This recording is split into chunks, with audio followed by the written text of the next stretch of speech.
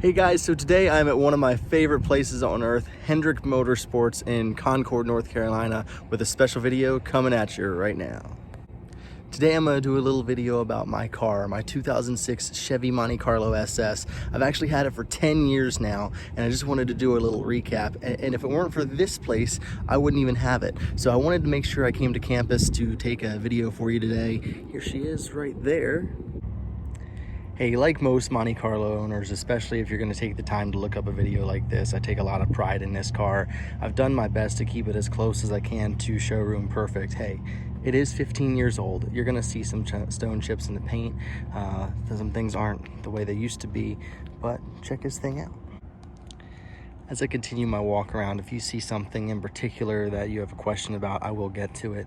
But just a little story about this car. I bought it in January of 2012 in Pennsylvania from H&H Chevrolet. Had just about 42,000 miles on it when I got it, and sometime soon I will hit 150. I've done my best to keep it nice, as you can see here. One of my favorite things is the license plate there. I'm a big Jeff Gordon fan, and I wanted to pretend I was him, so that's why we got a Monte Carlo here. You can't pretend you're Jeff Gordon if you don't drive a Monte Carlo.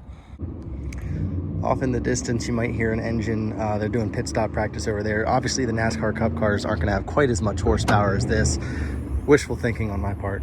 So these cars have a 5.3 liter V8. They had 303 horsepower from the factory, and they are front wheel drive. Mixed emotions about that. A lot of people aren't a fan of it, but a lot of people notice that there's not many things out there like this, so that's going to add to its collectability one day. Good luck if you want to do the battery. That's a pain in the ass. So under the hood of mine, you'll see right away that the plastic cover isn't there. Jeremy out of Faster Proms in Florida tuned it for me, and he gave me the advice to just leave that off of there. It'll run a little bit better. Marginally, I don't think it's something you're going to notice, but he's the expert for sure. You'll see a K&N cold air intake on it, which I think is going to add to the sound of the car. A little bit more horsepower, but again, marginal. Are you really going to notice that? The factory box on mine broke, and they were just about as expensive, so I figured if nothing else, this looks cooler. Down here, you'll see new alternator, but pretty much the same as it looked before. No major repairs underneath the hood. That's underneath the hood. It is on its second transmission. If you do have one of these and it hasn't had a transmission replaced yet, make sure you have some money set aside for it, and just know that that's something you're going to run into, especially if your foot is as heavy as mine. It was about $4,000 job, so make sure you're on the lookout for that. So I'll start here with my aftermarket headlights. These are pretty cool. I like how bright they are. I like the style of them more than anything. I'm actually a BMW salesman by trade, so I like the halo part more than anything. So it looks fancier than it is if you see it coming down the road. Obviously, I have to have my Hendrick Motorsports sticker there and 24 ever.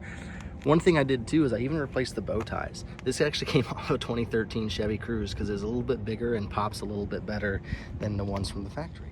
Mine is red, and it did spend a lot of its life in Pennsylvania, so I've had some paint done to it where it started to get a little sunburnt. Be on the lookout for that. And then back here, there is just a little bit of rust. That's obviously a big problem that needs fixed. It's on the list. Don't judge me. In the wheels and tires, I have these Torn wheels that I like them just because of that outside ring being red to match the car.